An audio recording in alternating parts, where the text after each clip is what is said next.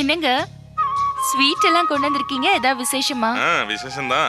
ஒருத்தன் ஒரு வருஷத்துக்கு காய்கறி சப்ளை பண்றதுக்கு நமக்கு ஆர்டர் கொடுத்துருக்கான். அப்படியா? ரொம்ப சந்தோஷங்க. எனக்கும் ரொம்ப சந்தோஷம்.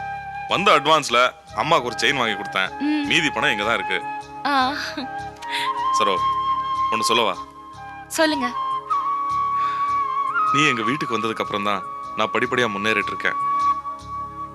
நீ வந்த அதிர்ஷ்டம் தான் இதுக்கெல்லாம் காரணம் நான் நினைக்கிறேன். அண்ணா, நீ எவ்வளவு கடுமையா உழைச்சிருப்ப. எத்தனை நாள் சரியா தூங்காம சாப்பிடாம கஷ்டப்பட்டு படிப்படியே இந்த நிலைமைக்கு வந்திருக்க.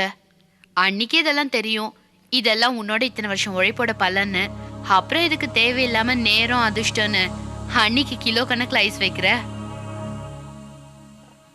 சரோ, இதுல பணம் மீதி இருக்குன்னு சொன்னல, அதுல உனக்கு ஏதாவது வாங்கி தரணும்னு தோணுது.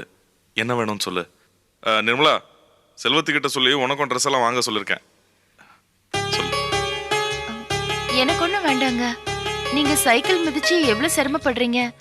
ஒரு மோட்டார் பைக் வாங்கிக்கங்க. சரோ, கூடிய சீக்கிரம் ஒரு 4 வீலர் வாங்க போறோமே. பெருசா லாரிய சொன்ன. அது இருக்கட்டும்ங்க. இந்த பணத்துல நீங்க ஒரு பைக் வாங்கிக்கங்க. சரோ, இந்த பணம் மோட்டார் பைக் எல்லாம் பத்தாது. வாங்குறதுன்னா ஒரு நல்ல பைக்கா வாங்கிக்கலாம். அது ஒரு 4-5 மாசம் கழிச்சு வாங்கிக்கலாம். இப்ப என்ன வாங்குறது அதை சொல்லு. அண்ணா, உன்கிட்ட எவ்வளவு பணம் இருக்கு? ஒரு 15,000 ரூபாய் செலவு பண்ணலாம். அப்பனா நான் ஒரு சூப்பர் ஐடியா சொல்றேன். என்ன ஐடியா? அழகான ஒரு டிவி வாங்கலாம். டிவியா?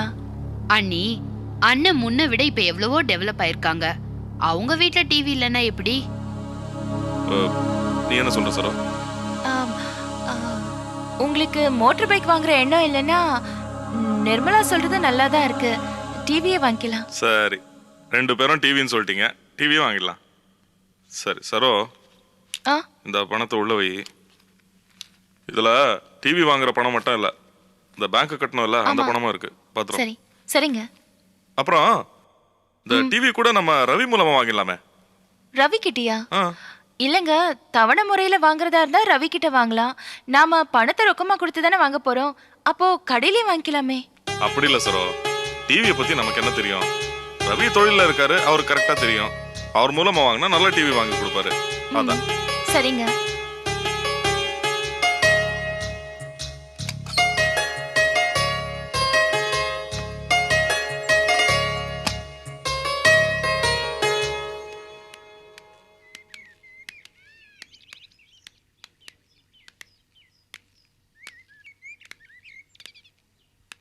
ஏனி, லீலாக்கு பார்த்துருக்கிற மாப்பிள்ள எங்க வேலை பார்க்கறாரு?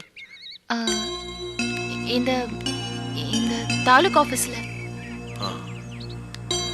ஒரே பையனா? ஒரு தங்கச்சி இருக்கு.